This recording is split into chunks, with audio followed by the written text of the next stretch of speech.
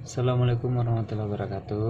Halo teman-teman, kali ini saya akan mencoba memberikan informasi tentang bagaimana cara membuat makalah sesuai dengan format yang baik dan benar, agar makalah teman-teman nantinya jadi lebih menarik. Oke, simak terus videonya ya.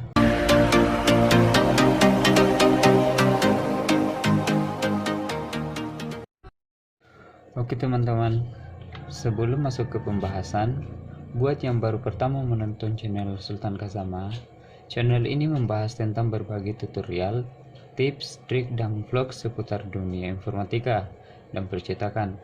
Jadi silakan di subscribe bagi yang belum subscribe, karena akan banyak informasi bermanfaat yang akan saya bagikan buat teman-teman semua. Oke, tanpa berlama-lama, langsung saja kita ke pembahasannya.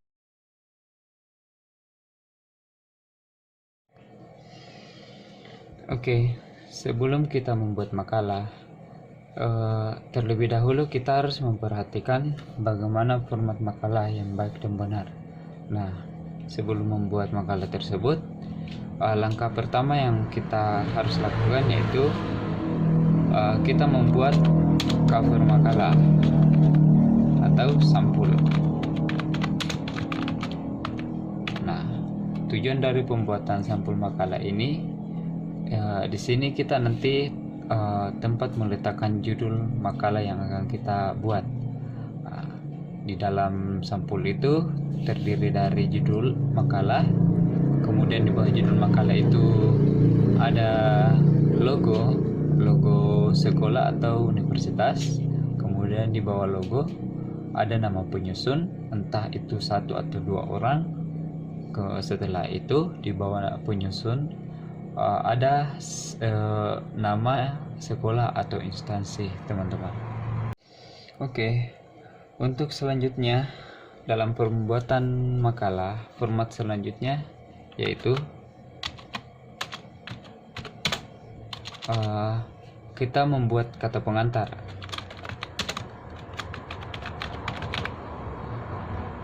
Di sini di kata pengantar nanti ini berisi ucapan-ucapan terima kasih dan rasa syukur. Dan setelah ucapan tersebut ada judul makalah, kita sisipkan judul makalah di dalam kata-kata tersebut. Di bawah setelahnya kita memasukkan judul makalah, di bawahnya itu ada tanggal, kemudian di bawahnya tanggal itu ada nama penyusun. Nah, seperti itu teman-teman. Oke, untuk selanjutnya yang harus kita lakukan yaitu membuat daftar isi. Nah, daftar isi di sini fungsinya yaitu tempat kita memasukkan poin-poin dalam membahas makalah kita.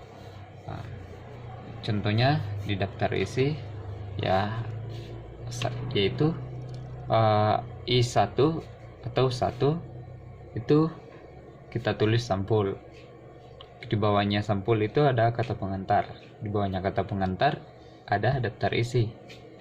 Di bawahnya daftar isi ada bab 1, kemudian bab 2, bab 3,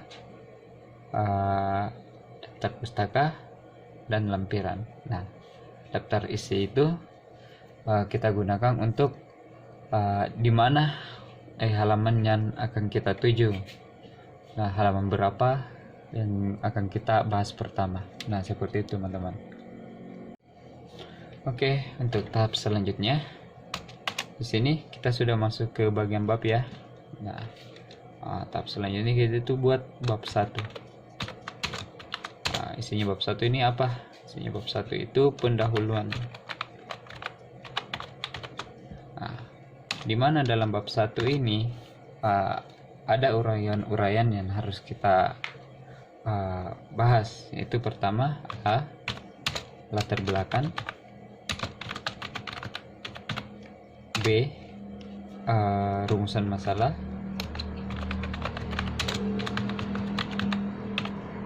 C itu yang ketiga tujuan makalah. Nah, seperti ini teman-teman. Nah, untuk di latar belakang ini yang kita bahas di sini yaitu asal mula atau sebelum kita masuk ke pembahasan intinya. Nah, kita mulai dari latar belakangnya dulu. Di sini terdapat info-info penting ya, apa yang melatar belakang kita dalam membuat makalah yang akan teman-teman buat. Nah, seperti itu. Kemudian di rumusan masalah itu, disinilah yang akan kita bahas nanti, itu pokok permasalahannya seperti apa yang ingin kita bahas. Nah, contohnya seperti apa yang terjadi, di mana kejadian tersebut, mengapa bisa terjadi, dan sebagainya. Itu di rumusan masalah. Dan di tujuan makalah ini, tujuan kita membuat makalah ini untuk apa? Sebagai media informasi kah? Atau hal-hal lain? Nah, seperti itu teman-teman.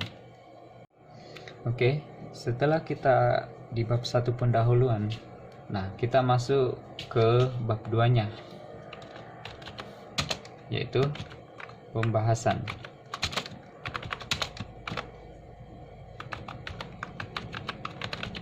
Nah, tujuan kita menulis pembahasan ini ya, kita bahas di sinilah pentingnya ya, letak pentingnya dalam sebuah makalah. Di pembahasan ini, apa yang kita mau bahas di makalah kita di sini uraikan semuanya. Di pembahasan ini bisa juga ada poin-poin pentingnya. Misal di alasannya kita bahas apa, sejarah kah, yang seperti itu. Di poin B, C, dan seterusnya. Di pembahasan inilah kita uraikan. Oke, di antara dari makalah ini ya, pembahasan itulah intinya. Oke, selanjutnya setelah pembahasan, kita masuk ke bab 3, yaitu penutup. Nah, ini sudah hampir selesai kita membuat makalahnya. Nah, di penutup sendiri ada subbabnya. Nah, di penutup itu ada kesimpulan. Kesimpulan itu berisi info penting yang ada di makalah kita. Kita tarik poin pentingnya di situ, kita simpulkan di bab 3-nya itu. Kemudian yang B itu ada saran. Nah, saran di sini kita apabila kita menemukan dalam makalah kita ada kekurangan ataukah ada hal-hal penting yang harus kita sampaikan yang tidak terdapat dalam makalah, di sinilah kita menuliskan sarannya. Nah, seperti itu teman-teman. Oke, dan yang terakhir dari proses pembuatan makalah kita yaitu daftar pustaka. Nah, kenapa kita memasukkan daftar pustaka? Di sini teman-teman, dalam membuat makalah itu kita kan butuh sumber referensi ya, literatur, agar makalah kita ini terbukti keabsahannya, karena kita sudah memiliki sumber-sumber dari mana materi kita ini dapat. Nah, di daftar pustaka sendiri kita tidak hanya menulis langsung ya, tergantung dari format masing-masingnya. Yang jelas dalam daftar pustaka itu kita harus urutkan sesuai abjad dari nama pengarangnya itu, dari A sampai Z ya. Oke, seperti itu teman-teman. Nah, untuk yang terakhir, ini bisa juga terdapat di makalah ya teman-teman. Lampiran itu ya isinya dokumentasi seperti bahan-bahan mentah, informasi-informasi mentah ya, kita lampirkan di situ teman-teman. Ini di dalam makalah ini bisa ada, bisa tidak juga ya teman-teman, tergantung dari tenaga pengajarnya apakah membutuhkan lampiran atau tidak. Oke, jadi teman-teman, inilah isi-isi dari format pembuatan makalah yang baik dan benar ya, dimana ada cover atau sampul makalah, kata pengantar, daftar isi, bab 1 pendahuluan, bab 2 pembahasan,